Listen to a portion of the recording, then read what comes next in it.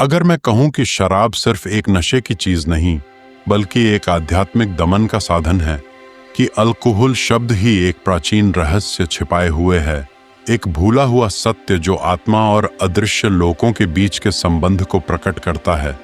सदियों से सभ्यताएं इस किण्वित पेय का आनंद लेती आई हैं, जीवन आनंद और पलायन का जश्न मनाने के लिए। लेकिन इस आनंद के पीछे एक गहरी गूढ़ सच्चाई छुपी हुई है, एक ऐसी सच्चाई जिसे जानबूझकर छिपाया गया है।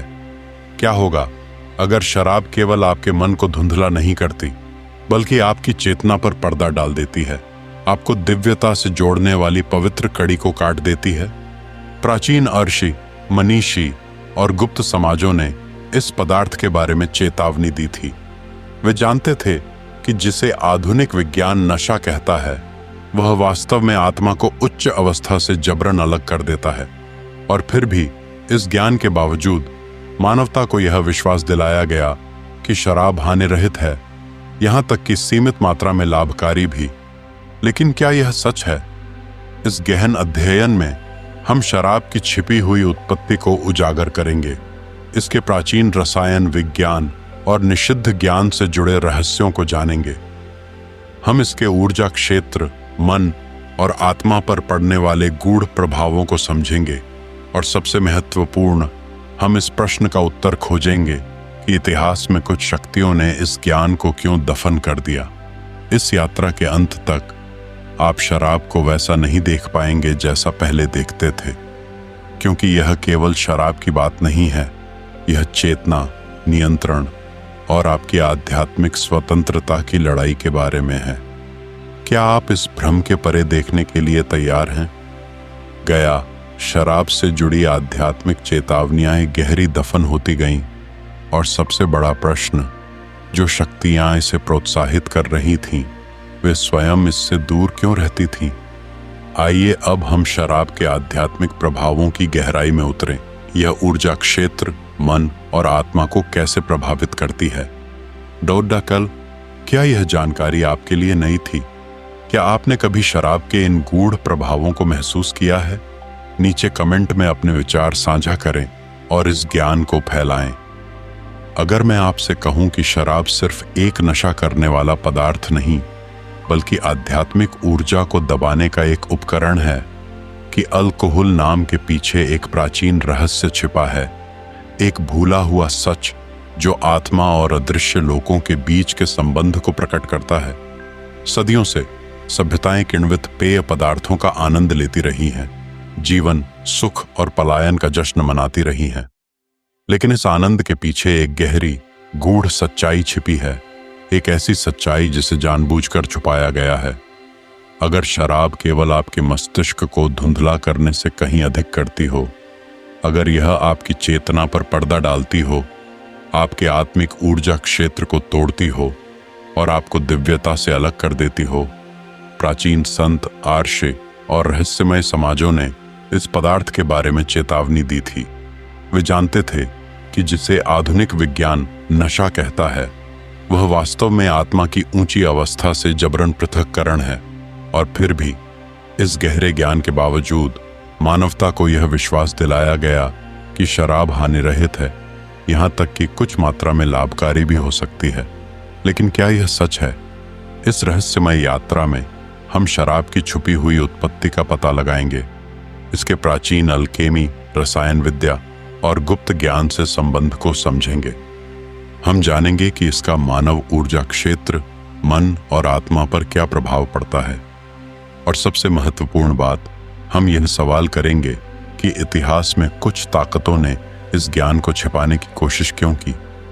जब यह यात्रा समाप्त होगी तब आप एक साधारण पेय को पहले की तरह नहीं देख पाएंगे, क्योंकि यह केवल शराब के बारे में नहीं है, यह चेतना, नियंत्रण और आपकी आध्यात्मिक स्वतंत्रता की लड़ाई के बारे में है। क्या आप इस भ्रम से परे देखने के लिए तैयार हैं कि बोझ तले दबती चली गई?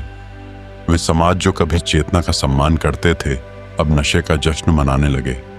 सबसे बड़ा विडंबना यह है कि वे ही शक्तिशाली लोग जिन्होंने शराब का प्रचार किया अक्सर स्वयं इसके सेवन से बचते थे। क्यों? वे क्या जानते थे जो हम नहीं जानते?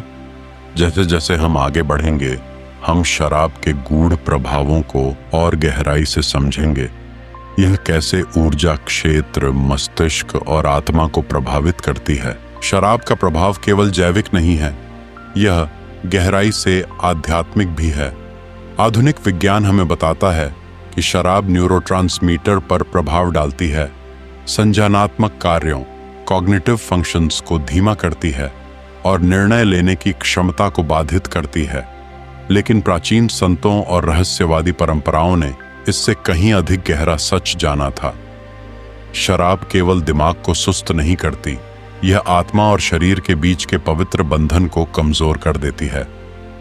कल्पना कीजिए कि आपकी चेतना एक प्रकाशमान लौ की तरह है जो उच्च आयामों से जुड़ी है। यह दिव्य मार्गदर्शन प्राप्त करने, अंतर्ज्ञान को महसूस करने और स्पष्टता के साथ वास्तविकता को समझने की शक्ति प्रदान करती है। लेकिन जब शराब शरीर में प्रवेश करती है, यह लौ कांपने लगती है। प्राचीन शमन और साधु मानते थे कि नशे की स्थिति में व्यक्ति का ऊर्जा क्षेत्र, जिसे कुछ परंपराएं आभा मंडल, ऑरा कहती हैं, दरारें विकसित करता है। इन दरारों से बाहरी ऊर्जाएं प्रवेश कर सकती हैं, जिससे व्यक्ति नकारात्मक प्रभावों के प्रति संवेदनशील हो जाता है। क्या आपने कभी ध्यान दिया है कि शराब के प्रभाव में लोग अपने वास्तविक स्वभाव से अलग व्यवहार करने लगते हैं? वे अपनी नैतिकता, आत्मसंयम और निर्णय लेने की क्षमता खो देते हैं।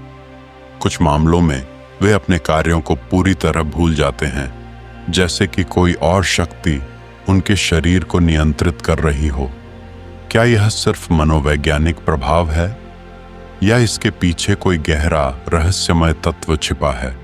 अब तक हमने शराब की उत्पत्ति, ऐतिहासिक संदर्भ और इसके गूढ़ प्रभावों को समझा, लेकिन इसका हमारे ऊर्जा क्षेत्र, आभा मंडल पर क्या प्रभाव पड़ता है? प्राचीन गूढ़ परंपराओं में प्रत्येक जीवित प्राणी के चारों ओर एक ऊर्जा क्षेत्र होता है, जिसे विभिन्न नामों से जाना जाता है। योग और वेदांत में इसे प्राणमय कोशवप कहा गया है। पश्चिमी रहस्यवादी परंपराएं इसे ओरा, आभा कहती हैं। चीनी चिकित्सा इसे ची ऊर्जा कहती है। यह ऊर्जा क्षेत्र हमारी आत्मा की सुरक्षा कवच की तरह कार्य करता है।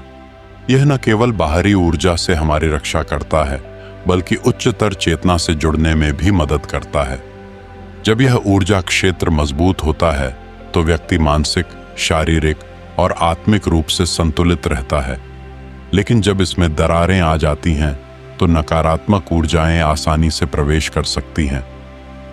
शराब और ऊर्जा क्षेत्र की दरारें। क्या आपने कभी देखा है कि जब कोई व्यक्ति नशे में होता है तो वह अधिक संवेदनशील, भावुक या आक्रामक हो जाता है? यह केवल शारीरिक प्रतिक्रिया नहीं है, बल्कि यह इस बात का संकेत है कि शराब ने उसके ऊर्जा क्षेत्र को कमजोर कर दिया है। शराब के सेवन से आभा मंडल, ऑरा की संरचना अस्थिर हो जाती है। शरीर और आत्मा के बीच ऊर्जा प्रवाह बाधित हो जाता है। नकारात्मक ऊर्जाओं और बाहरी प्रभावों के प्रति संवेदनशीलता बढ़ जाती है। शमनों, शामन्स, तांत्रिकों और ऊर्जा चिकित्सकों का मानना है कि जब कोई व्यक्ति अत्यधिक नशे में होता है तो उसका शरीर अस्थायी रूप से उसकी आत्मा से अलग हो सकता है। इसे सोल डिस्कनेक्शन कहा जाता है।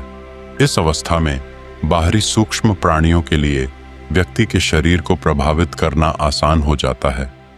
यही कारण है कि कई बार शराब के प्रभाव में लोग ऐसे निर्णय ले लेते हैं जो वे सामान्य अवस्था में कभी नहीं लेते। क्या नशे की अवस्था में आत्मा बाहर निकलती है? कई गूढ़ परंपराएं मानती हैं कि अत्यधिक शराब का सेवन करने से व्यक्ति की आत्मा आंशिक रूप से शरीर से बाहर जा सकती है।